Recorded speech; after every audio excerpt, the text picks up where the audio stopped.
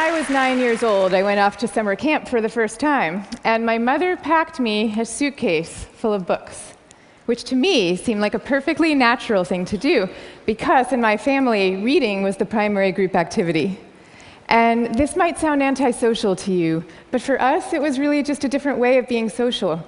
You had the animal warmth of your family sitting right next to you, but you were also free to go roaming around the adventure land inside your own mind. And I had this idea that camp was going to be just like this, but better. I had a vision of 10 girls sitting in a cabin, cozily reading books in their matching nightgowns. Camp was more like a keg party without any alcohol. And on the very first day, our counselor gathered us all together, and she taught us a cheer that she said we would be doing every day for the rest of the summer to instill camp spirit. And it went like this. R-O-W-D-I-E, that's the way we spell rowdy, rowdy, rowdy. Let's get rowdy. Yeah. So I couldn't figure out for the life of me why we were supposed to be so rowdy, or why we had to spell this word incorrectly.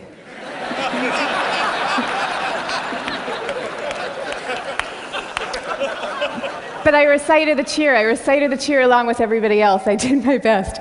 And I just waited for the time that I could go off and read my books. But the first time that I took my book out of my suitcase, the coolest girl in the bunk came up to me and she asked me, "Why are you being so mellow?" Mellow, of course, being the exact opposite of R-O-W-D-I-E. And then the second time I tried it, the counselor came up to me with a concerned expression on her face, and she repeated the point about camp spirit and said we should all really work very hard to be outgoing. And so I put my books away, back in their suitcase, and I put them under my bed, and there they stayed for the rest of the summer. And I felt kind of guilty about this. I felt as if the books needed me somehow, and they were calling out to me, and I was forsaking them. But I did forsake them, and I didn't open that suitcase again until I was back home with my family at the end of the summer. Now, I tell you this story about summer camp. I could have told you 50 others just like it.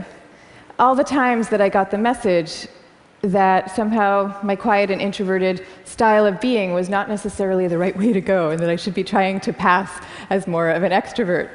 And I always sensed deep down that this was wrong, and that introverts were pretty excellent just as they were. But for years, I denied this intuition. And so I became a Wall Street lawyer, of all things, instead of the writer that I had always longed to be, partly because I needed to prove to myself that I could be bold and assertive too. And I was always going off to crowded bars when I really would have preferred to just have a nice dinner with friends. And I made these self-negating choices so reflexively that I wasn't even aware that I was making them. Now, this is what many introverts do, and it's our loss for sure, but it is also our colleagues' loss and our community's loss, and at the risk of sounding grandiose, it is the world's loss, because when it comes to creativity and to leadership, we need introverts doing what they do best. A third to a half of the population are introverts. A third to a half. So that's 1 out of every 2 or 3 people you know. So even if you're an extrovert yourself, I'm talking about your coworkers and your spouses and your children and the person sitting right next to you right now. All of them subject to this bias that is pretty deep and real in our society. We all internalize it from a very early age without even having a language for what we're doing. Now, to see the bias clearly, you need to understand what introversion is. And it's different from being shy. Shyness is about fear of social judgment. Introversion is more about how do you respond to stimulation, including social stimulation. So extroverts really crave large amounts of stimulation, whereas introverts feel at their most alive and they're most switched on and they're most capable when they're in quieter, more low-key environments. Not all the time, these things are an absolute, but a lot of the time. So the key then to maximizing our talents is for us all to put ourselves in the zone of stimulation that is right for us. But now here's where the bias comes in. Our most important institutions, our schools and our workplaces, they are designed mostly for extroverts, and for extroverts' need for lots of stimulation. And also, we are living through this belief system. We have a belief system right now that I call the new groupthink, which holds that all creativity and all productivity comes from a very oddly gregarious place. So if you picture the typical classroom nowadays, When I was going to school, we sat in rows. We sat in rows of desks like this, and we did most of our work pretty autonomously. But nowadays, your typical classroom has pods of desks of 4 or 5 or 6 or 7 kids all facing each other. And kids are working in countless group assignments, even in subjects like math and creative writing, which you would think would depend on solo flights of thought. Kids are now expected to act as committee members. And for the kids who prefer to go off by themselves or just to work alone, those kids are seen as outliers often, or worse, as problem cases. And the vast majority of teachers reports believing that the ideal student is an extrovert as opposed to an introvert, even though introverts actually get better grades and are more knowledgeable, according to research. Okay, same thing is true in our workplaces. Most of us work in open plan offices without walls, where we are subject to the constant noise and gaze of our coworkers. And when it comes to leadership, introverts are routinely passed over for leadership positions, even though introverts tend to be very careful, much less likely to take outsized risks, which is something we might all favor nowadays. And interesting research by Adam Grant at the Wharton School has found that introverted leaders often deliver better outcomes than extroverts do, because when they are managing proactive employees, they're much more likely to let those employees run with their ideas, whereas an extrovert can quite unwittingly kind of get so excited about things that they're putting their own stamp on things, and other people's ideas might not as easily then bubble up to the surface. Now, in fact, some of our transformative leaders in history have been introverts. I'll give you some examples. Eleanor Roosevelt, Rosa Parks, Gandhi. All these people describe themselves as quiet and soft-spoken and even shy. And they all took the spotlight, even though every bone in their bodies was telling them not to. And this turns out to have a special power all its own, because people could feel that these leaders were at the helm, not because they enjoyed directing others, and not out of the pleasure of being looked at. They were there because they had no choice, because they were driven to do what they thought was right. Now, I think at this point it's important for me to say that I actually love extroverts. I always like to say some of my best friends are extroverts, including my beloved husband. And we all fall at different points, of course, along the introvert-extrovert spectrum. Even Carl Jung, the psychologist who first popularized these terms, said that there's no such thing as a pure introvert or a pure extrovert. He said that such a man would be in a lunatic asylum if he existed at all. And some people fall smack in the middle of the introvert-extrovert spectrum, and we call these people ambiverts. And I often think that they have the best of all worlds. But many of us do recognize ourselves as one type or the other. And what I'm saying is that culturally, we need a much better balance. We need more of a yin and yang between these two types. This is especially important when it comes to creativity and to productivity, because when psychologists look at the lives of the most creative people, what they find are people who are very good at exchanging ideas and advancing ideas, but who also have a serious streak of introversion in them. And this is because solitude is a crucial ingredient often to creativity. So Darwin, he took long walks alone in the woods and emphatically turned down dinner party invitations. Theodore Geisel, better known as Dr. Seuss, he dreamed up many of his amazing creations in a lonely bell tower office that he had in the back of his house in La Jolla, California. And he was actually afraid to meet the young children who read his books for fear that they were expecting him to be this kind of jolly Santa Claus-like figure and would be disappointed with his more reserved persona. Steve Wozniak invented the first Apple computer sitting alone in his cubicle in Hewlett-Packard, where he was working at the time. And he says that he never would have become such an expert in the first place had he not been too introverted to leave the house when he was growing up. Now, of course, this does not mean that we should all stop collaborating. And case in point is Steve Wozniak famously coming together with Steve Jobs to start Apple Computer. But it does mean that solitude matters, and that for some people, it is the air that they breathe. And in fact, we have known for centuries about the transcendent power of solitude. It's only recently that we've strangely begun to forget it. If you look at most of the world's major religions, you will find seekers, Moses, Jesus, Buddha, Mohammed, seekers who are going off by themselves, alone, to the wilderness, where they then have profound epiphanies and revelations that they then bring back to the rest of the community. So no wilderness, no revelations. This is no surprise, though, if you look at the insights of contemporary psychology. You know, it turns out that we can't even be in a group of people without instinctively mirroring and mimicking their opinions, even about seemingly personal and visceral things like who you're attracted to. You will start aping the beliefs of the people around you without even realizing that that's what you're doing. And groups famously follow the opinions of the most dominant or charismatic person in the room, even though there's zero correlation between being the best talker and having the best ideas. I mean, zero. So you might be following the person with the best ideas, but you might not. And do you really want to leave it up to chance? Much better for everybody to go off by themselves, generate their own ideas, freed from the distortions of group dynamics, and then come together as a team to talk them through in a well-managed environment and take it from there. Now, if all this is true, then why are we getting it so wrong? Why are we setting up our schools this way and our workplaces? And why are we making introverts feel so guilty about wanting to just go off by themselves some of the time?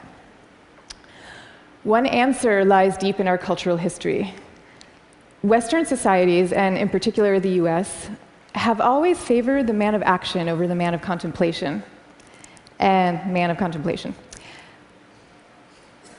But in America's early days, we lived in what historians call a culture of character, where we still, at that point, valued people for their inner selves and their moral rectitude. And if you look at the self-help books from this era, they all had titles with things like character, the grandest thing in the world. And they featured role models like Abraham Lincoln, who was praised for being modest and unassuming. Ralph Waldo Emerson called him a man who does not offend by superiority.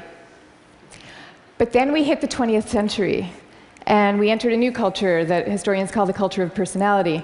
You know, what happened is we had evolved from an agricultural economy to a world of big business. And so suddenly people are moving from small towns to the cities. And instead of working alongside people they've known all their lives, now they are having to prove themselves in a crowd of strangers. So quite understandably, qualities like magnetism and charisma suddenly come to seem really important.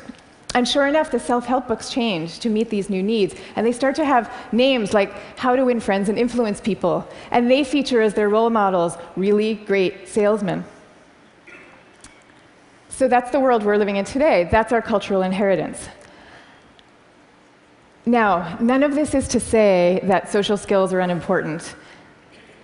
And I'm also not calling for the abolishing of teamwork at all. The same religions who send their sages off to lonely mountaintops also teach us love and trust. And the problems that we are facing today in fields like science and in economics are so vast and so complex that we are going to need armies of people coming together to solve them, working together.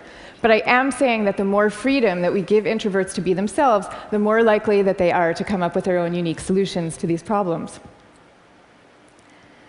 So now, I'd like to share with you what's in my suitcase today.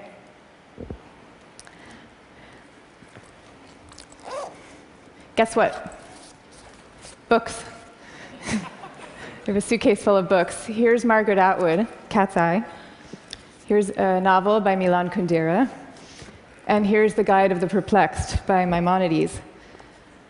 But these are not exactly my books. I brought these books with me because they were written by my grandfather's favorite authors. My grandfather was a rabbi, and he was a widower who lived alone in a small apartment in Brooklyn. That was my favorite place in the world when I was growing up, partly because it was filled with his very gentle, very courtly presence, and partly because it was filled with books. I mean, literally, every table, every chair in this apartment had yielded its original function to now serve as a surface for swaying stacks of books. Just like the rest of my family, my grandfather's favorite thing to do in the world was to read. But he also loved his congregation, and you could feel this love in the sermons that he gave every week for the 62 years that he was a rabbi. He would take the fruits of each week's reading, and he would weave these intricate tapestries of ancient and humanist thought, and people would come from all over to hear him speak. But here's the thing about my grandfather.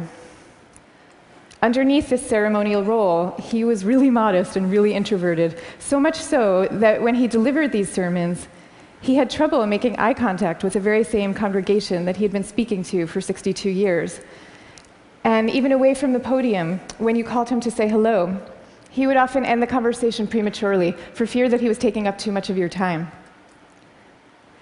But when he died at the age of 94, the police had to close down the streets of his neighborhood to accommodate the crowd of people who came out to mourn him. And so these days, I try to learn from my grandfather's example in my own way. So I just published a book about introversion, and it took me about 7 years to write.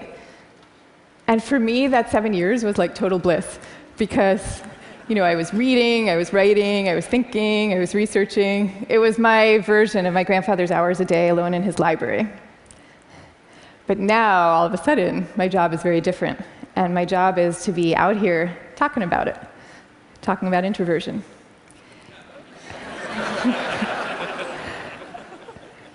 And that's a lot harder for me, because as honored as I am to be here with all of you right now, this is not my natural milieu.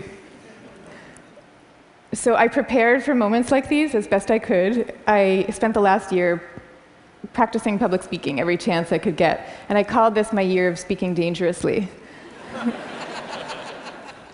And that actually helped a lot. But I'll tell you, what helps even more is my sense, my belief, my hope, that when it comes to our attitudes to introversion and to quiet and to solitude, we truly are poised on the brink of dramatic change. I mean, we are. And so I am going to leave you now with 3 calls for action for those who share this vision. Number 1, stop the madness for constant group work. Just stop it. Thank you. And I want to be clear about what I'm saying, because I deeply believe our offices should be encouraging casual, chatty, cafe-style types of interactions, the kind where people come together and serendipitously have an exchange of ideas. That is great. That's great for introverts, and it's great for extroverts. But we need much more privacy, much more freedom, much more autonomy at work. School, same thing. We need to be teaching kids to work together, for sure. But we also need to be teaching them how to work on their own. This is especially important for extroverted children, too. They need to work on their own, because that is where deep thought comes from, in part. Okay, number 2, go to the wilderness. Be like Buddha. Have your own revelations. I'm not saying that we all have to now go off and build our own cabins in the woods and never talk to each other again. But I am saying that we could all stand to unplug and get inside our own heads a little more often. Number 3, take a good look at what's inside your own suitcase and why you put it there.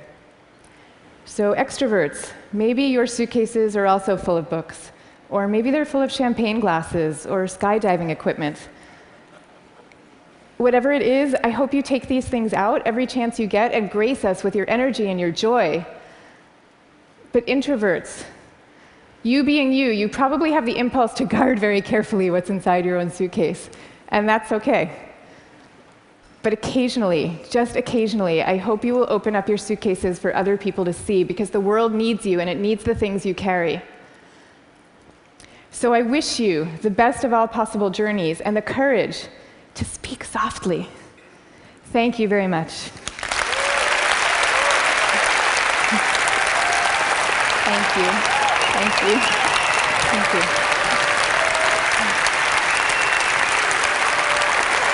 Thank you.